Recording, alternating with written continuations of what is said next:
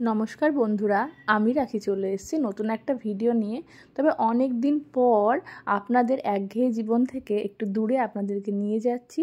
আর অনেক দিন পর চলে এসেছি একটা ঘুরতে যাওয়ার ভিডিও নিয়ে। তো কিছুদিন আগে আমরা চলে গেছিলাম শান্তিনিকেতন। আর সেই শান্তিনিকেতনের আজকের ভিডিওটা কোথায় গেলাম, কি করলাম, কি দেখলাম, সমস্ত কিছুই থাকবে আপনাদের জন্য। তো ভিডিওটা দেখতে থাকুন। বাজে এখন সকাল 7:30। আমরা রেডি হয়ে গেছি যাওয়ার জন্য। আর ইচ্ছা ছিল অনেক সকালে যাব, মানে এই 5টা 6:30 দিকে বেরোবো, তাহলে 9টা-10টার মধ্যে পৌঁছে যাব। আর তাহলে মানে অনেকটা সময় ধরে ঘুরতে পারবো, যেহেতু শান্তিনিকেতনের সোনাঝুরির হাটটায় অনেক সময় লাগে। তো সেই মতো প্ল্যান করেছিলাম যে একটু আগে করেই যাব, কিন্তু এই সকালবেলায় স্নান টান করা, ছেলেকে খাওয়ানো, এইসব করতে গিয়েই একটু দেরি হয়ে গেল। তো যাই হোক, সমস্ত কিছু সেরে সুরে ছেলের খাবার টাবার করে নিয়েছি কিছু, তারপরে এইসব করে রওনা হয়ে আমি একটু লেট করছিলাম। কোথায় যাচ্ছি সেটা বলো। ওই রবীন্দ্রনাথ ঠাকুরের কাছে। বলো বোলপুর। বোলপুর শান্তিনিকেতন। শান্তিনিকেতন। তোমরাও চলো আমার সাথে। তোমরাও চলো আমার সাথে। Tata tata. তো এই যে আমরা বহরমপুর চলে এসেছি, কিন্তু এখানে আমরা সকালে জলখাবারটা খাবো না, আর ঘন্টাখানেক মতো যাব, তারপরে গিয়ে সকালের ব্রেকফাস্টটা করব। আর বাবা একটু নামলো ছেলের জন্য একটু ওরিও বিস্কুট পাই কিনা দেখতে, কিন্তু পেলো না, তাই একটু চিপসের প্যাকেট নিয়ে আসলো। নাহলে গাড়িতে যেতে যেতে ওই চিপস টিপস এসব খাওয়ার বায়না করবে, তখন ওইদিকে যদি দোকান না পায়, এখানে একটা দোকান পেলো, সেই জন্য নেমে নিয়েও নিল। এই যে আমরা গোকর্ণ বলে মুর্শিদাবাদের একটা জায়গা, রাস্তা চলতে একটা হোটেল কাম রেস্টুরেন্ট কাম ধাবা পেলাম। তো দেখলাম এখানে তারা মায়ের গানও হচ্ছে, মা তারা হোটেল অ্যান্ড রেস্টুরেন্ট। তো এখান থেকে দেখলাম তারাপীঠের দূরত্ব একবারেই কম, 50 কিমি। আর আমাদের ডেস্টিনেশন মানে বোলপুর যেতে এখনও অনেকটা সময় লাগবে, প্রায় 2.5 ঘন্টা, 73 কিমি দূরত্ব। তো হাতে তো অনেক সময় লাগবে পৌঁছাতে। তো সেই জন্য ভাবলাম যে এখান থেকে জলখাবারটা খেয়ে নিই। আর আশেপাশে সেরকম কোনো ধাবা বা কিছু দেখলাম না খাওয়ার জন্য, আর এটা রাস্তার উপরে পেলাম, তো সামনে আবার পাবো কি না পাবো, সেই জন্য এখানেই ঢুকে গেলাম। তো সকালবেলায় লুচি আর চানার একটা তরকারি আর মিষ্টি এইসবই বললাম যে খাবো, তো ওনারা গরম গরম লুচি নিয়ে চলে এসেছেন। এই যে আমরা ঢুকে গেছি বীরভূম জেলার মধ্যে, মাটির দেয়াল, খড়ের চাল। তো যাচ্ছি, আর কিছুক্ষণ পরে হয়তো লালমাটির রাস্তাও পেয়ে যাব।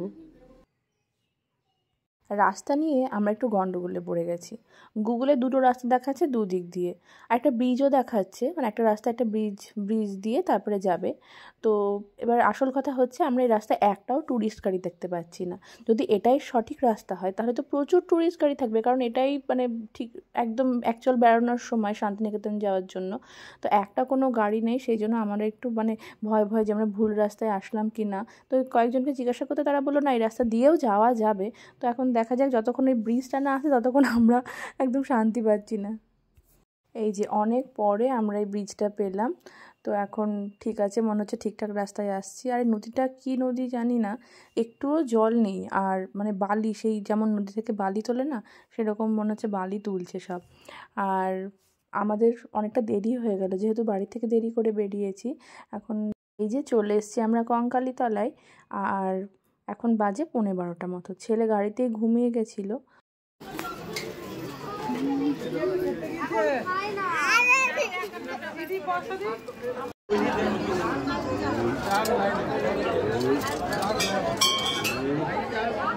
প্রচণ্ড ভিড়, অনেক কষ্টে মায়ের মুখ দর্শন করলাম। এখানে তো কোনো মূর্তি নেই, একটা দেখলাম ছবি বাঁধানো আছে, সেটাই মায়ের ছবি। আর এই যে ঘাটটা, কঙ্কালীতলাটা হচ্ছে মানে 51 পীঠের শেষ পীঠ। এই কারণে যে সতীপীঠ আছে আমাদের, তার শেষ পীঠ হচ্ছে কঙ্কালীতলা। তো এখানে নাকি মায়ের কাঁধাল মানে কি কাঁধই হবে বোধ হয়, তো সেটা পড়েছিল। তো এখানে ওই জলটা সবাই দেখলাম মাথায় ছোঁয়াচ্ছে, সেজন্য আমরাও গিয়ে জলটা মাথায় ছোঁয়ালাম। কঙ্কালীতলা থেকে বেরিয়ে গেছি আমরা। তো এখানে যাওয়ার সময় এক জায়গায় রেলগেট পড়েছে, সেখানেই দাঁড়িয়েছি। আর রেলগাড়ি আমাদের কাছে ইমোশন এই কারণেই, কারণ আমাদের বাড়ি থেকে স্টেশনের দূরত্ব, কৃষ্ণনগর স্টেশনের দূরত্ব প্রায় 90 কিমি। তাই ট্রেনের আওয়াজ বা ট্রেন দেখা কোনোটাই আমাদের হয়ে ওঠে না। তো এই যে কোথাও বহরমপুর বা কোথাও গেলে পরে তখনই ট্রেন দেখা বা এই সমস্তই হয়। 1250 অনেক বেশি হচ্ছে।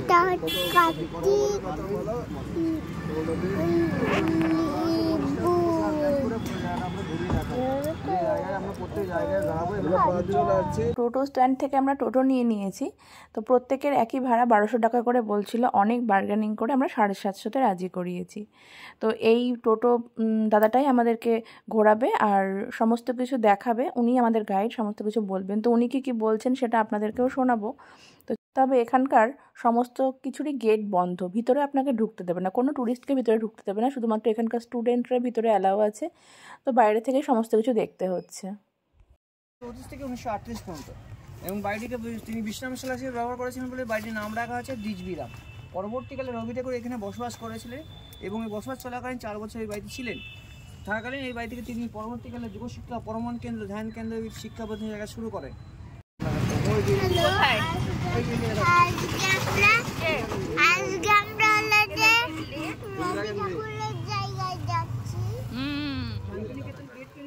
করা হয় ডান দিকে যে গেট দেখতে পাচ্ছেন, এই গেটটার নাম আছে বলাকা। এইরকম গেটকে নিয়ে চারখানা দেখালাম আপনাকে। মাঠকে নিয়ে ঝামেলা শুরু হয়, যে ঝামেলাকে পর গেটকে ভাঙচুর করে দেয়। যে গেটকে ভাঙচুর করার যেখানে 40,000 বই রাখা হয় শান্তিনিকেতন শিল্পের জন্য ঢুকতে দেয় না। রবি ঠাকুর স্ত্রীর নাম ছিল মীনা দেবী। মীনা দেবী 1901 সালে 5টি সন্তান নিয়ে খড়ের মাটির বাড়িতে বসবাস শুরু করেছিলেন। ওই বাড়িটিতে যে বাড়ি দেখতে পাচ্ছেন মাটির এবং খড়ের বাড়ি, এই বাড়িতে তিনি বসবাস শুরু করেছিলেন 1901 সালে 5টি সন্তানকে নিয়ে। 1902 সালে ওনার স্ত্রী মরে যাওয়ার পর তার দেহসবটা কলকাতা থেকে নিয়ে এসে বাড়ির মধ্যে কিছুক্ষণের জন্য রেখেছিলেন আর বাড়ির নাম দিয়েছেন দেহুলি বাড়ি। 1910 সালে ওই বাড়িতে বসে গোড়া, উপন্যাস, দেহুলিকান্ত, চোখের বাড়ি এগুলো লেখা হয়। এখানে রবীন্দ্রনাথ ঠাকুর লিখেছিলেন, তাই তো? ওনার স্ত্রী নাম সম্পূর্ণ জায়গার নাম আছে মীনা দেবী আনন্দ পাঠশালায়। এখানে ক্লাস নার্সারি থেকে ক্লাস 12 পর্যন্ত বড় হয়তো ছাত্রছাত্রী খোলা আকাশে নিচে পড়াশোনা করে। এই বেদির মধ্যে টিচাররা বসে, বেদির ভেতরে 2টি করে আসনে ছেলেমেয়েরা পড়াশোনা করে।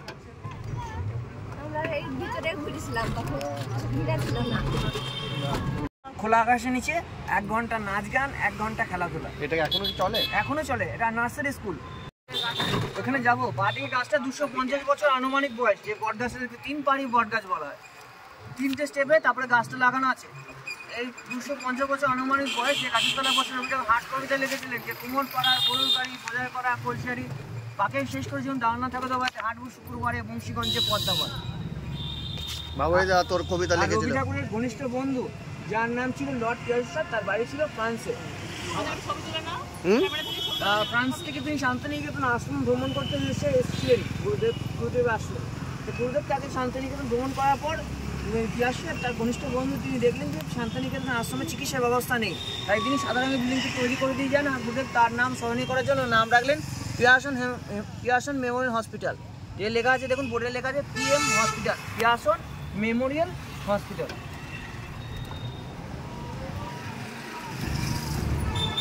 আচ্ছা, কুয়ো করা আছে। আগেকার দিনে গরু গাড়ি, ঘোড়া গাড়ি নিয়ে ক্লান্ত বোধে যখন পেরিয়ে যেত, পেরিয়ে যাওয়ার পর তাদেরকে নিয়ে ওখানে বসিয়ে, ওখান থেকে বেরিয়ে যাওয়ার পর তাদের দাঁড় করিয়ে ওখানে বসিয়ে ছোলাগুড় খাওয়ার পর নিজে হাতে জলপান করাতেন।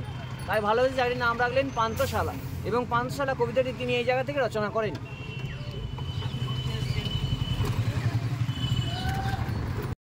আপনি যে শান্তিনিকেতন দেখেছেন আগে, সেই শান্তিনিকেতনের সাথে আকাশ পাতাল তফাৎ এখনকার শান্তিনিকেতন।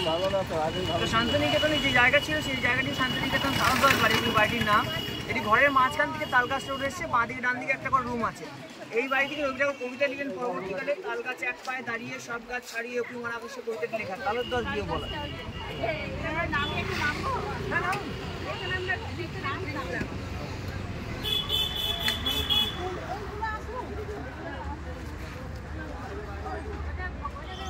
উপাসনা গৃহ একটা ব্রহ্ম সমাজের মন্দির বলা হয়।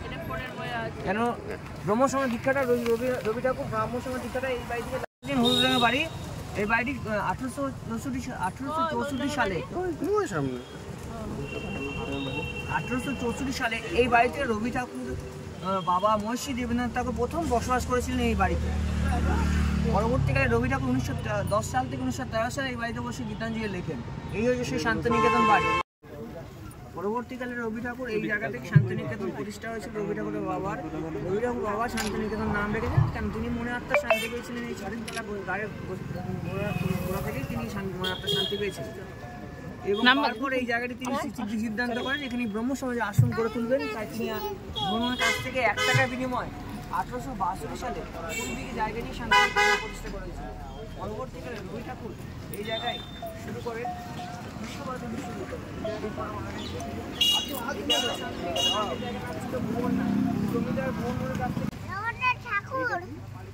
দেখার আগে এটা ডান দিকে যে বাড়িটা বাড়িটা ওই জায়গাটা রবি ঠাকুর ছোট মেয়ের বাড়ি। মীরা দেবী বসবাস করতেন।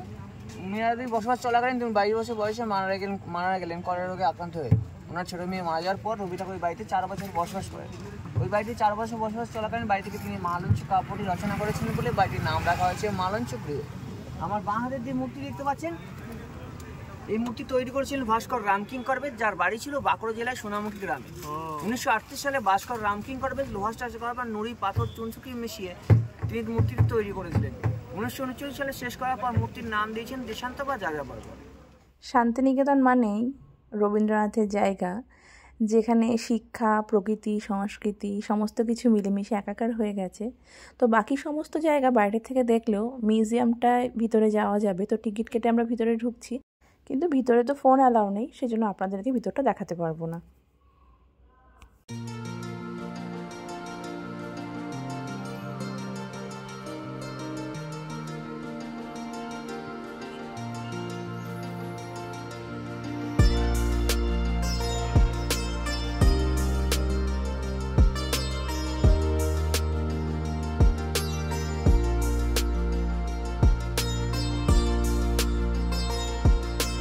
দেখো রবি ঠাকুরের গাড়ি, রবি ঠাকুর এই গাড়িতে করে ঘুরে বেড়াতো।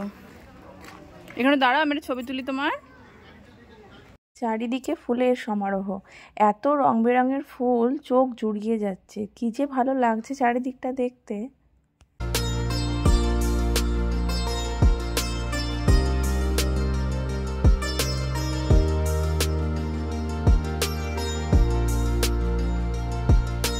আমরা এখন চলে এসেছি আমাদের বহু প্রতীক্ষিত সোনাঝুরির হাটে।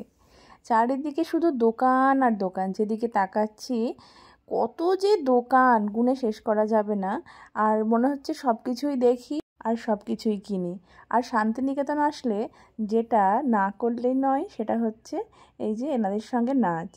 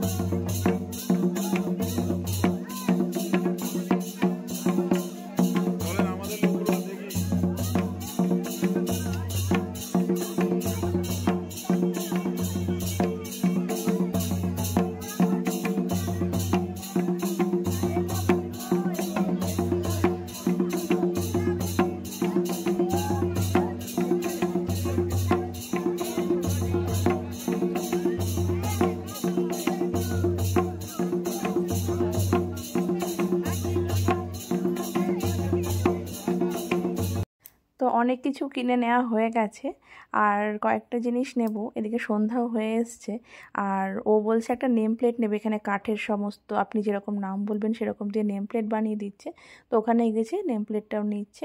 তারপর এটা নেওয়া হয়ে গেলে আমরা এখনই বেরিয়ে যাব।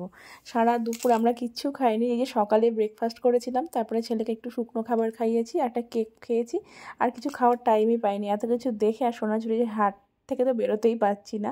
তো এখন এখান থেকে বেরিয়ে যাব, তারপরে কিছু খাওয়া দাওয়া করব, তারপরে একদম বাড়ি ফিরে যাব। তো আজকের ভিডিওটা এই অবধিই রাখছি। শান্তিনিকেতনের ভিডিও আপনাদের কেমন লাগলো কমেন্ট করে অবশ্যই জানাবেন, ভালো লাগলে একটা লাইক করে দেবেন।